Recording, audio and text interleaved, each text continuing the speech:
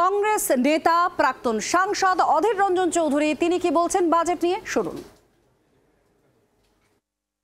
100 বার বাংলা কিছু দেওয়া হয়নি। আমার সঙ্গে তৃণমূলের বিরোধিতা নিশ্চয়ই আছে, কিন্তু আজকে যেভাবে অন্য রাজ্যগুলোকে দেওয়া হয়, বিশেষ করে পাশের রাজ্য বিহার, সেভাবে বাংলায় কোথায় দেওয়া হলো? একটা পোর্টের কথা, একটা জাহাজ বন্দর আমরা তো আশা করেছিলাম, একটা বড় ইউনিভার্সিটি আমরা নিশ্চয় আশা করেছিলাম। ভাঙন এই বাংলার একটা অভিশাপের নাম, এই বাংলায় প্লাবন আরেকটা অভিশাপের নাম। তুমি বিহারের জন্য টাকা বরাদ্দ করতে পারছো কোশি নদীর ক্যানেল ঠিক করার জন্য, কেন বাংলা কেন বঞ্চিত হবে?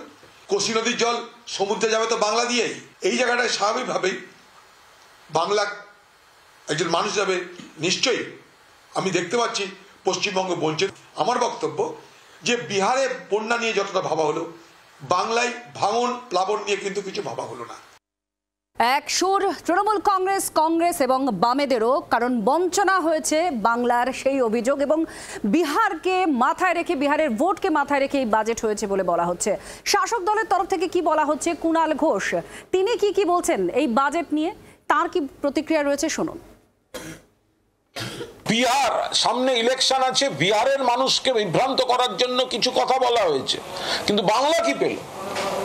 বাংলার 100 দিনের কাজ, বাংলার আবাস, বাংলার বিভিন্ন প্রকল্প, বাংলার বকেয়া 1,70,000 কোটি টাকার বেশি যে বাংলার বকেয়া, বাংলা থেকে আপনারা গত 4 বছরে 4,64,000 কোটি টাকার বেশি ট্যাক্স তুলে নিয়ে গেছেন, কিন্তু বাংলার যেটা অধিকার সেই 1,70,000 কোটি টাকার বেশি বাংলাকে আপনারা দিচ্ছেন না।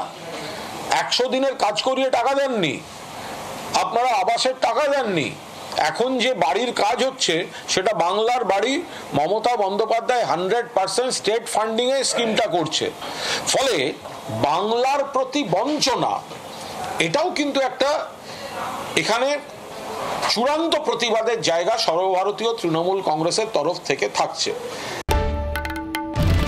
বাংলার আওয়াজ, বাঙালির আবেগ, জি 24 ঘন্টা।